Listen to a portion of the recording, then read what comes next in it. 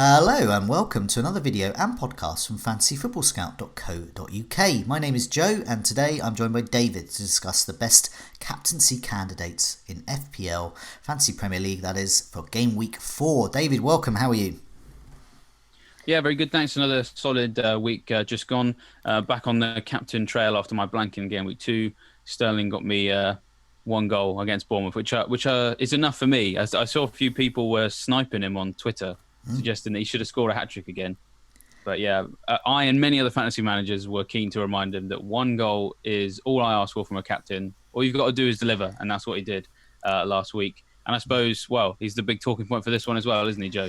He is indeed. I just wanted to mention, you mentioned that Twitter chat as well. Now, Andy, who is a Scoutcast presenter occasionally, and obviously has his own streaming channel on YouTube, actually made that very point to Raheem Sterling. Raheem Sterling, the man himself, replied. And it was amazing. And indeed suggested, yes, it is quite good to score every match if he can. And he can't get a hat-trick every week, but he'll try his best. So that was great there. So yeah, speaking of the man, Sterling, once again, Sterling at Man City and Salah at Liverpool are providing reliable captaincy shouts there. So last week, Salah was at home and delivered a double-digit score. Nevertheless, Sterling found the net away at Bournemouth. This week, Sterling is home and takes on a Brighton side that fantasy managers, I think, are a little unsure of at the moment. Are they good Brighton or bad Brighton? So is Sterling the best captaincy shout, or perhaps his teammates Aguero or Kevin De Bruyne could match or beat him? So yeah, Sterling and Man City assets for the captaincy. What do you think? Yeah, I think this has to be where you put your captain this week, just because the other matches where you've got your sort of other potential candidates from other game weeks, it's kind of harder to be so sure. So, you know, this game against Brighton, you know, I've been speaking to a few Brighton fans. Start of the season, we've had Ian Davey, who's been doing our eye tests on them for their two home games they've had so far. And, you know, basically what he's saying is clean sheets don't look particularly forthcoming from this Brighton side. You know, they're quite good going forward. But, yeah, they looked like they would concede against West Ham and Southampton it was. And they did. So then if they're going away to Man City, then you've got to expect that they're going to concede again. And the thing is that you could turn around and say, well, maybe they conceded goals to West Ham and Southampton because they were playing more attacking football.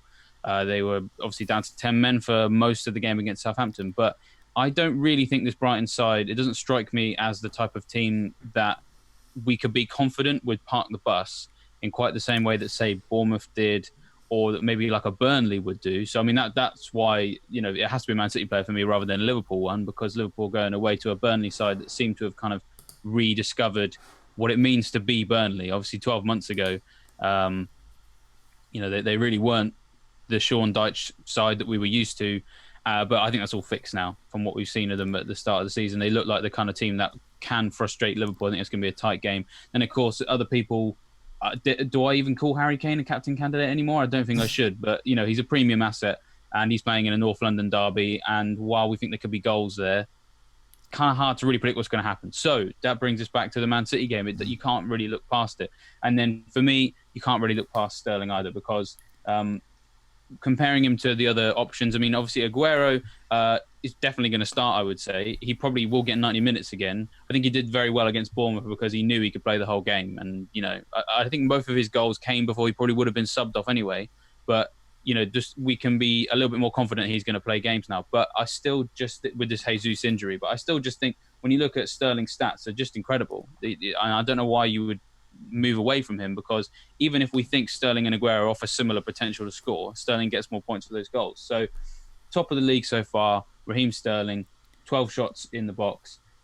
He's level with Pukki, but obviously Pukki not in this game, so we can't. I don't think we'd be going for him. And then 7 shots on target. Only Barnes and Pukki have got more than him.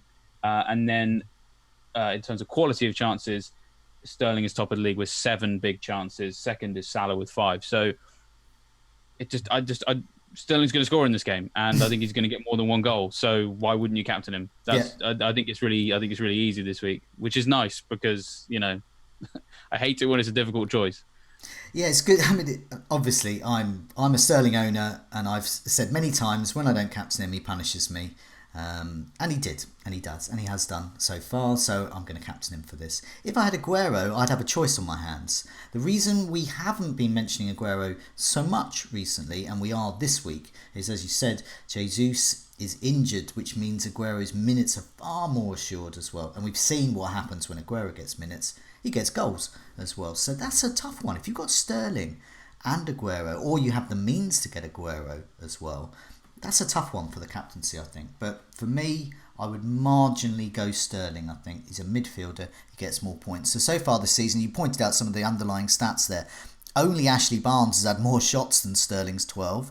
And only Brighton's Maupay, Jesus and Pukki have had a better shot in the box rate. So Sterling is firing a shot in every 22.5 minutes, which is fantastic for a midfielder as well. Well, someone who's listed as a midfielder.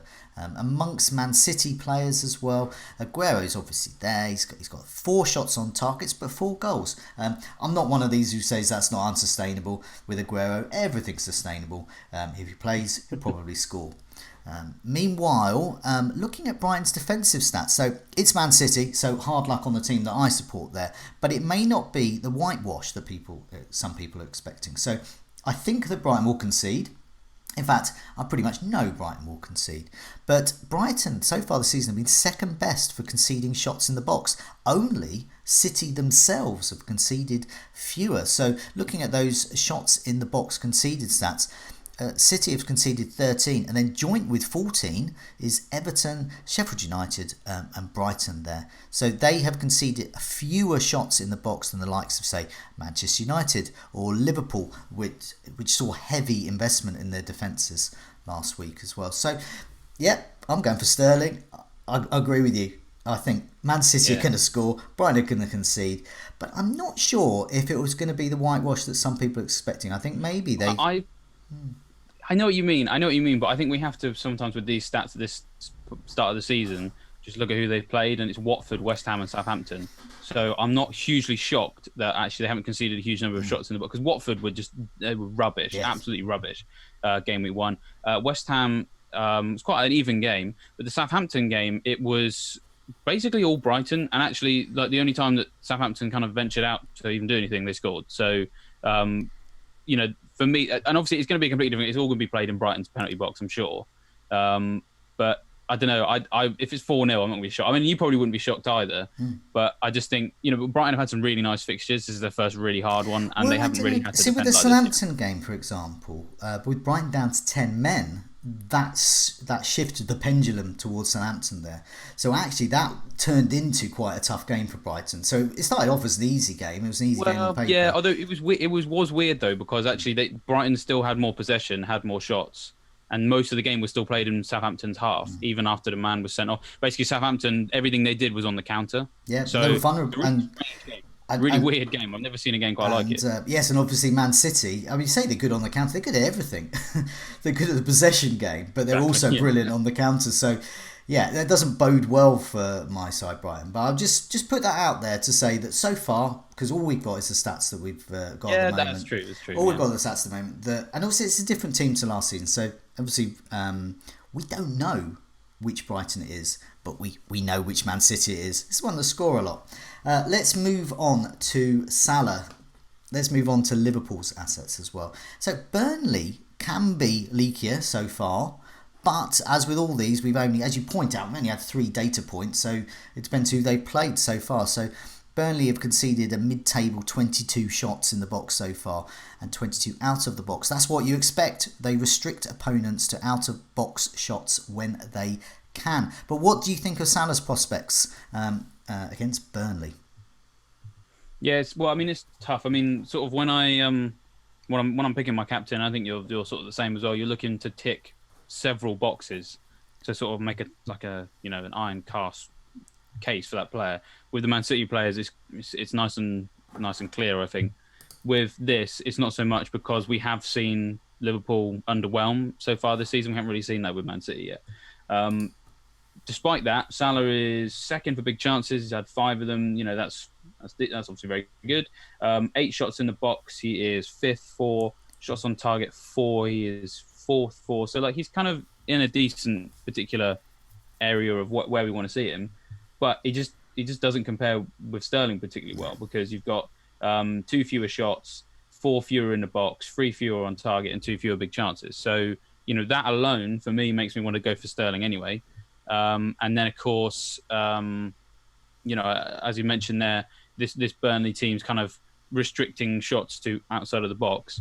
And to be fair, we know Salah's very good at impressive shots from outside of the box. He's very good at tapping. He's just very good at scoring every type of goal because he's a world-class player. So that might not necessarily stop him from getting goals, but it will probably, in my opinion, it just is more likely that it's going to stop him from doing bits, getting a double-figure haul. Yeah. Because it's Turf Moor as well. If it was Anfield, I'd feel a bit more confident. But because Turf Moor is a bit of a fortress in terms of defensively, and we've got Nick Pope, I think, is one of the best goalkeepers in the Premier League as well. Basically, if there's ever sort of like a bit of a debate at the back, like a bit of a caveat at the back of my mind, where I go, well, what if Burnley do,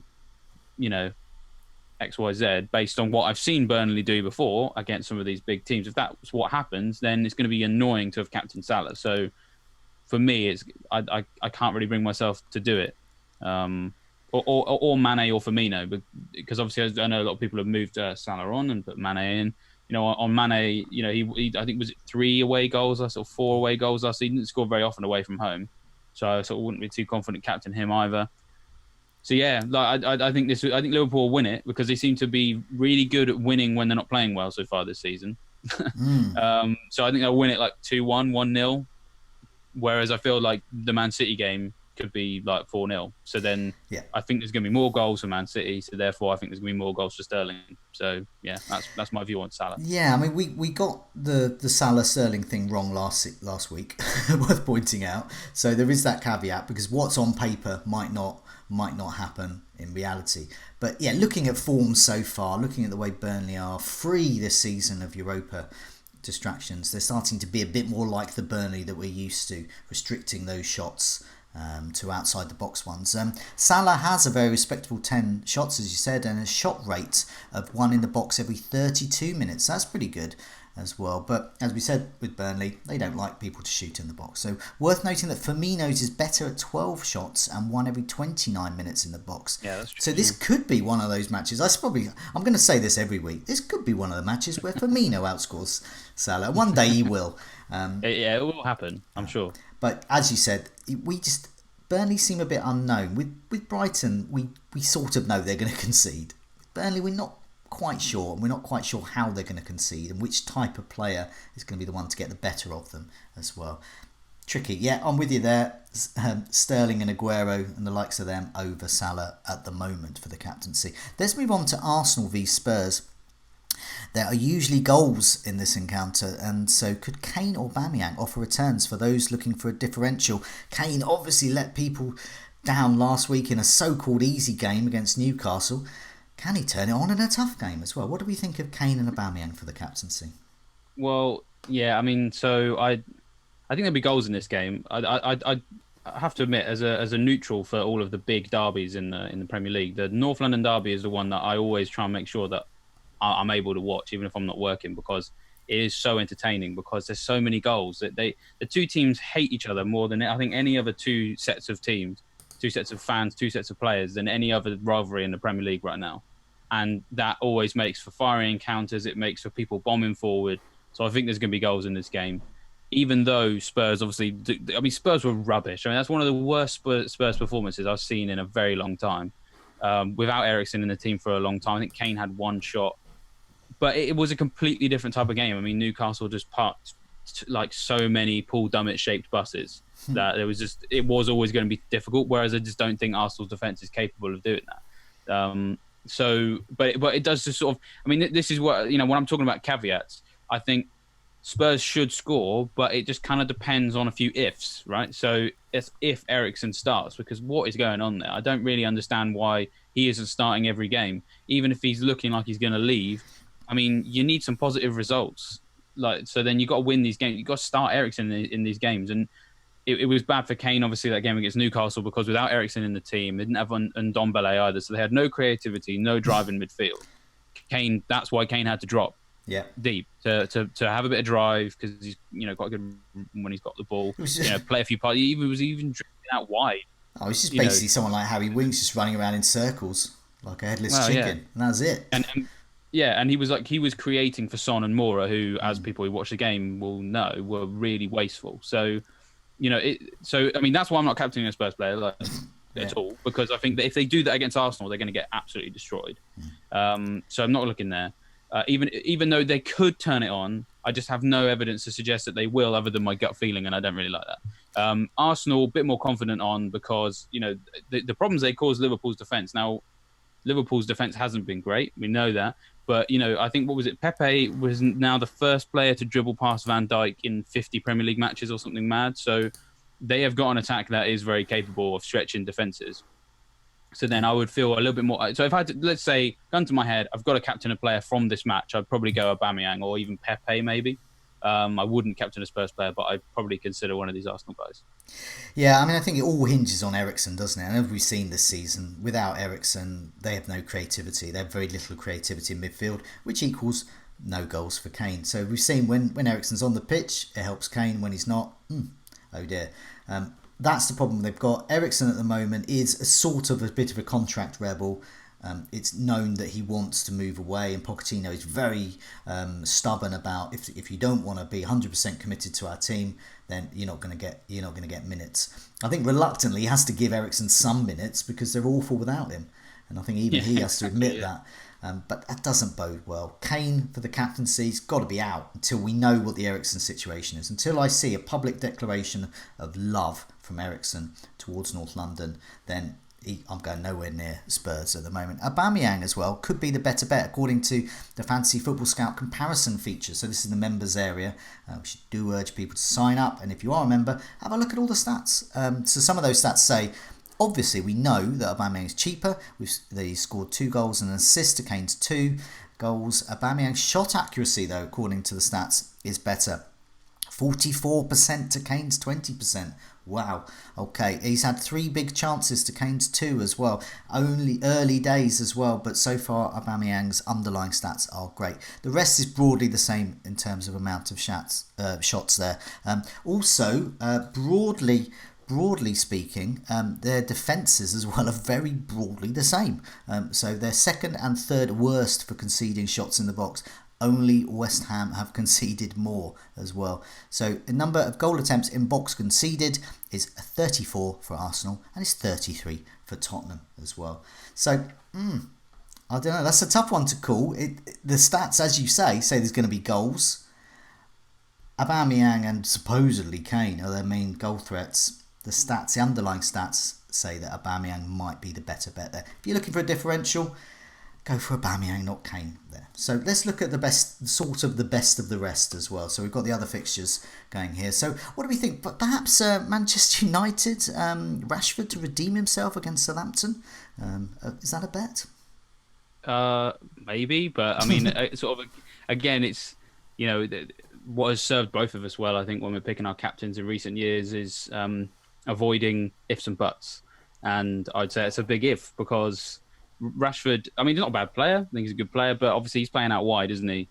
Playing on the left for Man United. Martial's the one through the middle. Although, of course, Martial does have this knock, so if Martial doesn't play, then maybe Rashford goes through the middle. But I would be surprised if Rashford's confidence right now is like at 100%, because I think the penalty situation is causing them problems because they don't have a recognised penalty taker, and both Pogba and Rashford have missed their last 2 penalties. So maybe, but like I said, I don't like maybes when it comes to the captaincy. Here's another differential, one that you turned down last week, Vardy. Thanks for reminding me. Thanks, we've got to remind you. Will he continue to defy the stats at home to a leaky Bournemouth this time around? Could he be a different? Traditionally, he's been a great differential captain over the years, but could he do it again? Yeah. I mean, I'm now looking at my team with Kane, right, and looking at Vardy in this fixture and thinking, what was I what thinking? have I done? I'm sort of even tempted to just reverse it, just and then just save the money in the bank. I don't know. We'll see. But I think this fixture is going to be good for Leicester because Bournemouth's defence just don't really trust it. They're down yet another left back because Charlie Daniels looks like he's out for a considerable while with sort of repetition of whatever knee injury he had at the end of last season. It looks like he's done it again, which is obviously very, very sad. FPL legend of yesteryear there. So they're missing another person there, and their defense just hasn't looked very good this season. Against all types of opposition, they obviously sort of gave up a lot of chances against Man City, but which you would expect. But they also gave up a lot of chances against Sheffield United and against Aston Villa, which I suppose you would expect because it's Bournemouth defence. But it's just proof right there that they'll concede against anyone. They'll concede against whoever you like.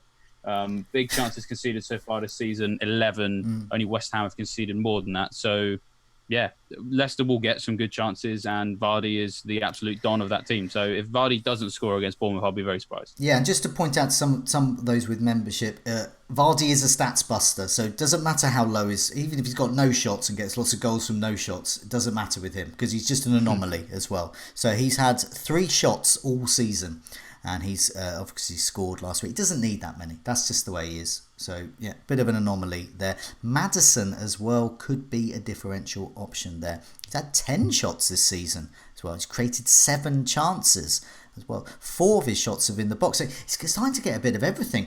I quite like the look of James Maddison. I really wish I'd gone for him in FPL, but he's pride of place in my Sky team. And for those who played the Sky game as well, he could be an interesting captaincy option there as well. The West Ham Norwich match looks full of goals given their form so far. Can the Pookie party carry on for those backing him with the captaincy, or is Haller at West Ham the new party on the block? What do you think of these 2 options?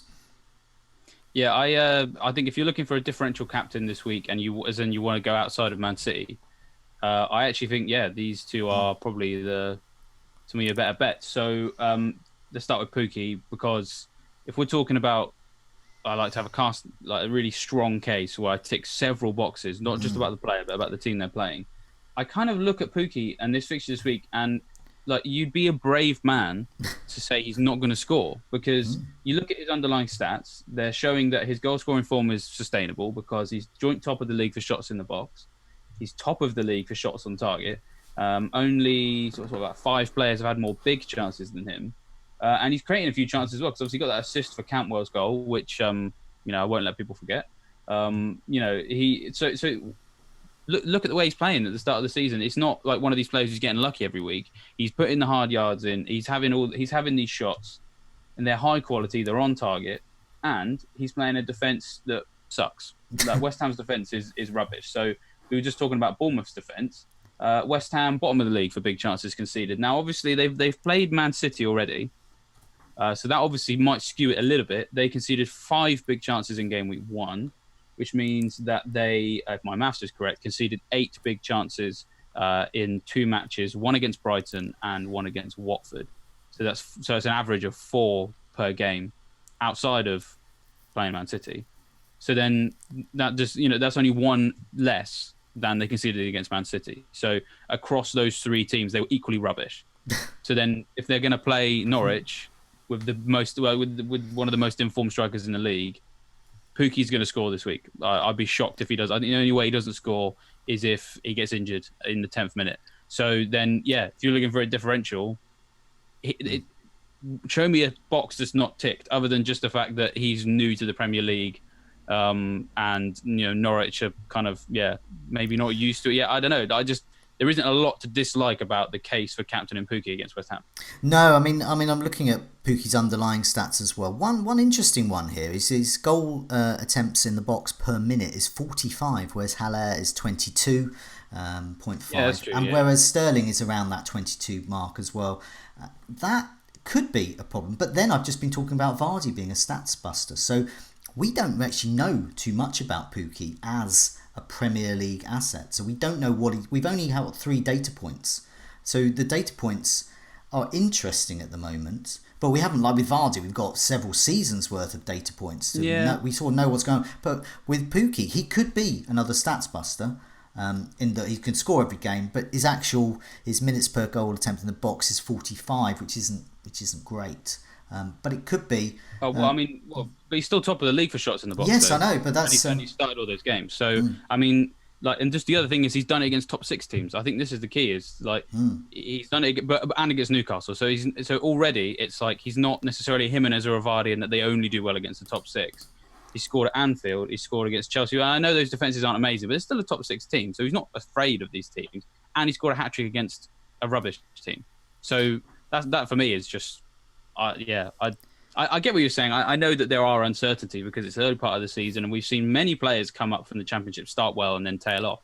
But what he's doing in the Premier League, I make it that what he's been doing underlying wise is actually very similar to what he was doing in the Championship. So coming up and to that level, he's still operating at a similar level in terms of shots in the box, shots on target. It's all very similar. So that tells me he's not fazed by the step up. So yeah, that Liverpool goal, we spoke about it before in previous videos. It was that goal against Liverpool at Anfield where you thought, okay, well, this guy can handle pressure quite well, and that's the key thing. And so that's a player that you don't mind in the tougher matches, as he has had, and also against West Ham. You mentioned West Ham there.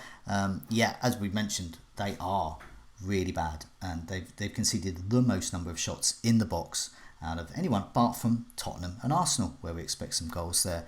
Haller, very, very interesting there. Minutes per goal attempt in the box, 22. That's a shot every 22 minutes, not 22 shots every minute. There, just to point out. That'd be amazing. 4 goal attempts he had. 4 shots inside the box, 3 on target. These are promising underlying stats, and this is from the previous game week as well. So very small data, just that last game week as well. Can he do it again? Can he keep doing it as well? Haller maybe could be the new party on the block. We're not sure, but we know that Pookie is, and as you said, you can't bet against him scoring. He just seems to have everything as well. But for now, thanks so much for joining me. Just a reminder that some of the stats we've been mentioning there from the members area at fantasyfootballscout.co.uk. Do have a look at that, or do sign up for membership as well there. For now, David, goodbye, and good luck with the game week, and good luck with the captaincy. Cheers. Thank you. And to you as well, Joe.